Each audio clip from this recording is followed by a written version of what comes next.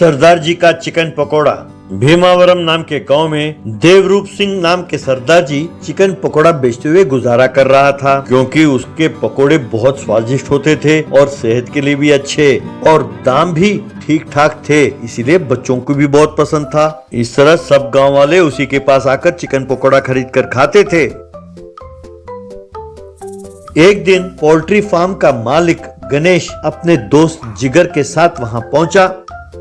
गणेश देवरूप सिंह से, क्यों भाई देवा, सुना है आजकल तुम हमसे मुर्गियां नहीं खरीदते हो, माजरा क्या है? तब देवा, अरे बाजार में मुर्गियां जो मिलती हैं उससे 20 रुपए ज्यादा दाम बताते हो, तो आपसे कौन खरीदेगा भैया, मुझे नहीं चाहिए आपकी मुर्गियां। तब गणेश, देखो भैया, तुम खामखा तूफान से पंगा ले रहे हो, मेरे खिलाफ कोई भी खड़ा हो जाए तो मैं उसको नहीं छोड़ता। तब देवा, अरे सुनो भैया, आज से मैंने तुम्हारे पास मुर्गियां खरीदना बंद कर दिया, तुम्हें जो उखाड़ना है उखाड़ो। ये सुनकर गणेश और जिगर गुस्से में अपने पोल्ट्री फार्म की ओर चले गए।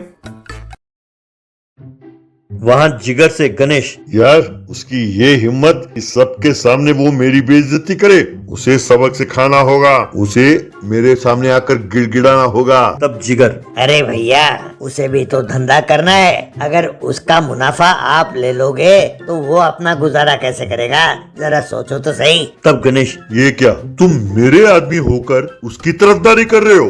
क्यों, तुम्हें ये नौकरी नहीं चाहिए? तब जिगर अपने मन में, ये एक बड़ा कमीना है, इसे नसीहत देने का कोई फायदा नहीं है, ऐसे ही गलत काम करता रहता है और बाद में बहुत बड़ा नुकसान उठाता है। यूं सोचा। अब गणेश जिगर से, अरे जिगर, मेरे दिमाग में बहुत बढ़िया आइडिया आया है। वो देवा का छोटा भाई है ना, नालायक सरदार, उसे उकसाते हैं, देवा के ठेले के सामने ही सेंटर में उसका एक चिकन पकोड़े के ठेला लगवाते हैं, उसे हम सस्ते दामों में चिकन देंगे, पर इस सरदार का दुकान जरूर बंद कराएंगे। क्यों, क्या कहते हो? तब जिगर, अरे भैया, अगर दाम कम करना है तो वही दाम कम करके देवा को चिकन दे सकते हो ना भाई, हमारा भी अच्छा धंधा होगा और टाइम टू टाइम वो पैसे भी दे देता है।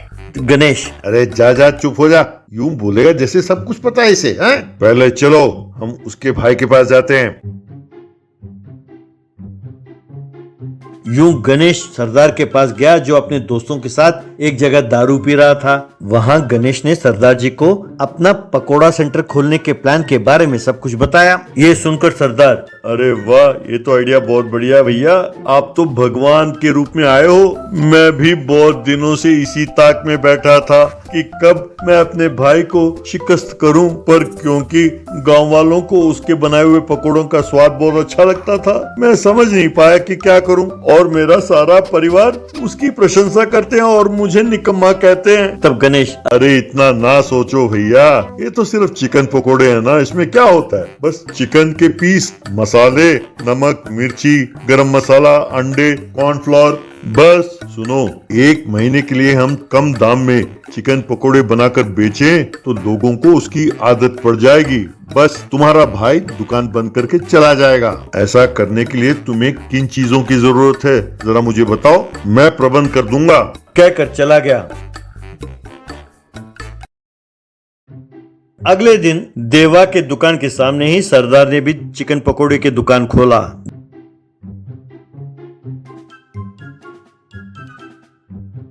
गणेश ने आकर वो सारा प्रबंध देखा और कहने लगा, अरे वाह, मजा आ गया भैया, भाई तुम मुझे बहुत अच्छे लगे, आज से हम दोनों का दुश्मन एक ही है, तुझमें और मुझमें कोई फर्क नहीं है। मैं 1 महीने के लिए गांव छोड़कर जा रहा हूँ, तुम्हें जितना चिकन चाहिए मेरे दुकान से उधार ले लो। 1 महीने बाद जब मैं लौटूं तो इस देवा का दुकान यहाँ नहीं होना चाहिए, जरूरत पड़े तो अगर कोई 10 रुपए में भी चिकन पकोड़े मांगता है उसे भी दे दो, लोगों को चिकन पकोड़े की आदत डालो। क्यों, क्या कहते हो? भाई यही तो धंधे का सीक्रेट है। कहकर चला गया।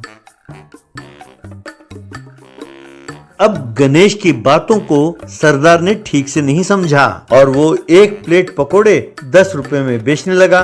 10 रुपए के प्लेट खाने के लिए लोग वहां आकर उमड़ने लगे। इस तरह उसके चिकन पकोड़े आसपास के गांव में भी बहुत मशहूर हो गए। इतना ही नहीं, यूट्यूबर्स भी आने लगे और उसके 10 रुपए के चिकन पकोड़ों का प्लेट का काफी प्रचार करने लगे।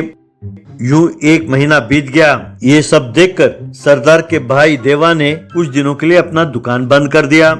अब गणेश सरदार के दुकान के पास आया।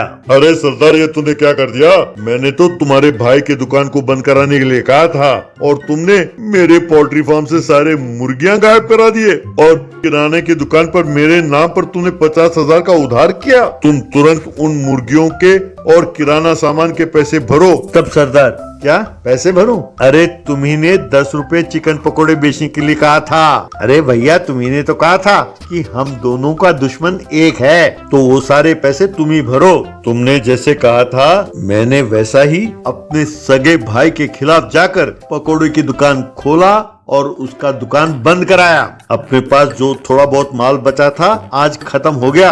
अगर कल से दुकान चलाना हो तो और सामान चाहिए, तुम तुरंत चिकन और बाकी सामान भेजो। देश भर में अपनी दुकान का नाम होना चाहिए। हाँ, कल ही बहुत सारे यूट्यूबर्स आए थे और उन्होंने नए नए रील्स बनाए हैं। अगर आनाकानी की तो लोग अपने घर आकर मारेंगे हमें। तब गणेश, अरे भैया, मैं तुम्हारे हाथ जोड़ता हूँ, रहने दो। तुम और तुम्हारे ये 10 रुपए वाले पकोड़े। अब YouTube में तुम्हें मशहूर करने के चक्कर में मैं अपनी सारी संपत्ति बेच डालूं। दफा हो जाओ यहाँ से, मैं ये गांव छोड़कर जा रहा हूँ। कहकर वो गांव छोड़कर भाग गया। तब सरदार, बड़ा आया था मेरा और मेरे भाई का लड़ाई कराने, अब चुकाओ सारा उधार, यूं कहा।